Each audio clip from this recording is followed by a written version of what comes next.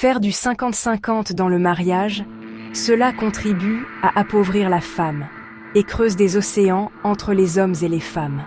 On observe de plus en plus que le couple hétérosexuel appauvrit la femme, entre la charge liée à la contraception, la charge mentale, les inégalités salariales, les interruptions de carrière professionnelle, la faible pension de retraite, tous ces coûts visibles et invisibles générés par le couple hétérosexuel contribuent à l'appropriation des femmes.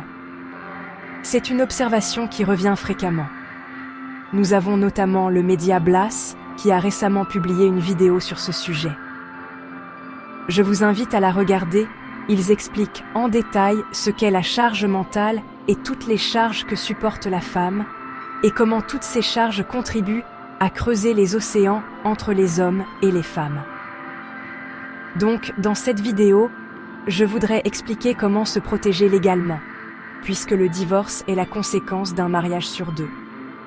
Il est important pour les femmes de se protéger. Le niveau de vie des femmes chute de 20% après un divorce, tandis que celui des hommes de seulement 3%. Cela prouve à quel point les femmes se sacrifièrent dans le couple et les conséquences que cela engendre lors du divorce. Déjà, il faut savoir que si vous êtes en couple pacsé ou en concubinage, vous êtes bien moins protégé que si vous êtes marié. Et surtout si vous êtes marié sous le régime de la communauté des biens. Donc, si vous êtes dans ce cas, soyez vigilante. Par exemple, si vous vivez dans un appartement qui ne vous appartient pas, dont vous n'êtes absolument pas propriétaire et où votre nom n'apparaît nulle part, assurez-vous que si vous réalisez des travaux ou effectuez des dépenses pour ce logement, d'établir des preuves de tout cela.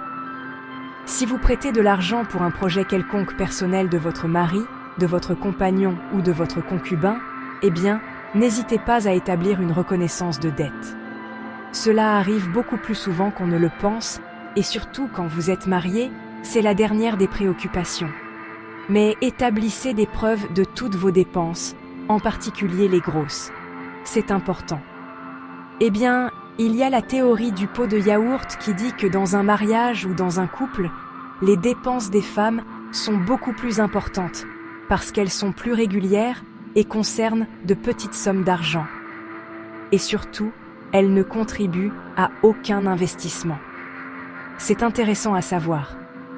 En gros, si vous participez à toutes les autres dépenses et que votre conjoint est celui qui finance le crédit, ou la voiture, ou autre, ou tout autre bien qui lui appartient, au moment du divorce, parce que vous n'avez pas contribué financièrement, assurez-vous que votre nom y figure. Car même si vous n'avez pas contribué directement à l'achat de ce bien, vous avez participé à d'autres dépenses annexes qui ont pu, elles aussi, permettre cet achat.